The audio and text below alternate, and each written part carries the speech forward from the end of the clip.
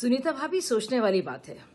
आपने कहा था कि अरविंद केजरीवाल भाई साहब कुछ बहुत बड़ा धमाकेदार बयान देंगे, लेकिन ना तो चूहा मिला ना चूहिया, कुछ भी समझ में नहीं आया। क्या केजरीवाल जी कंफ्यूज्ड हैं या हम सबको कंफ्यूज करने की कोशिश कर रहे हैं? क्योंकि सवाल तो यहाँ पे रिश्वतखोरी का है ना, पूरे शराब घोटाले का है, इलेक्टोरल बॉन्ड्स का नहीं है। इलेक्टोरल बॉन्ड्स तो खरीदे जाते हैं एक चेक देकर, बैंक के अंदर जाकर। ये तो छुप छुपाकर कैश के जरिए हवाला ऑपरेशंस के तहत ये तो पैसा दिया जाता है, एक तरह से ब्लैक मनी के तौर पर, रिश्वतखोरी के तौर पर। और रिश्वतखोरी क्यों की गई इस मामले में? क्योंकि इसमें मुनाफाखोरी करने दी गई प्राइवेट वेंडर्स को, प्राइवेट लॉबी को। समीर महेंद्रू बने इंडो स्पिरिट्स के जो थे होलसेलर, और बाकी जो रिटेल की कंपनी है साउथ ग्रुप, वो बनी रिटेलर्स। और रिटेलर्स की तो इसमें 10 गुना से ज्यादा मुनाफा उनको मिला। जबकि जो सरकार है, जिसका राजस्व यानी कि स्टेट रेवेन्यू जो दिल्ली लोगों को मिलना चाहिए था, जिसका फायदा, उनको के हाथ तो कुछ भी नहीं आया।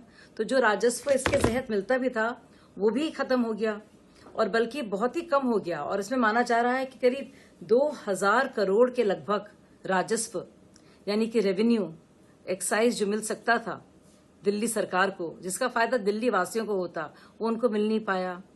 तो ये बात अरविंद केजरीवाल जी प्लीज एक्सप्लेन कर दें कि इलेक्टोरल बॉन्ड्स और रिश्वतखोरी में जो फर्क है और क्यों वो रिश्वतखोरी के केस में पाए गए हैं। दूसरी और जरूरी चीज से पूरा जो मामला है, ये शरद रेड्डी के बयान पर सिर्फ आधारित नहीं है।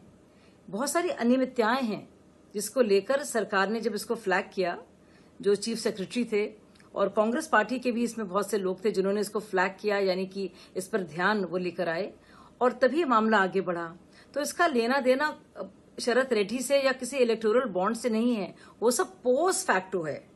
मैं पहले की बात आपसे पूछना चाह रही हूं, मुझे लगता है ये सवाल आप जरूर उन तक पहुंचाएंगी और उनसे कहेंगी जो बुनियादी सवाल हैं।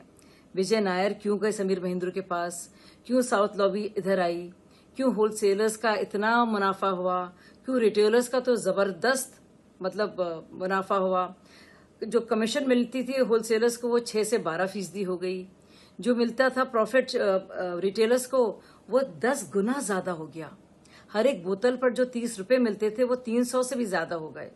तो ये बहुत बुनियादी सवाल हैं और इनका ताल्लुक किसी एक शख्स से और किसी एक इलेक्टोरल बॉन्ड से नहीं है। अगर आप ये वीडियो YouTube पर देख रहे हैं तो हमारे चैनल को सब्सक्राइब करें और बेल आइकन को दबाना ना भूलें। अगर आप Facebook पर ये वीडियो देख रहे हैं तो हमारे पेज को लाइक करें। अगर आप ये वीडियो YouTube पर देख रहे हैं तो हमारे चैनल को सब्सक्राइब करें और बेल आइकन को दबाना ना भूलें। अगर आप Facebook पर ये वीडियो देख रहे हैं तो हमारे पेज को लाइक करें।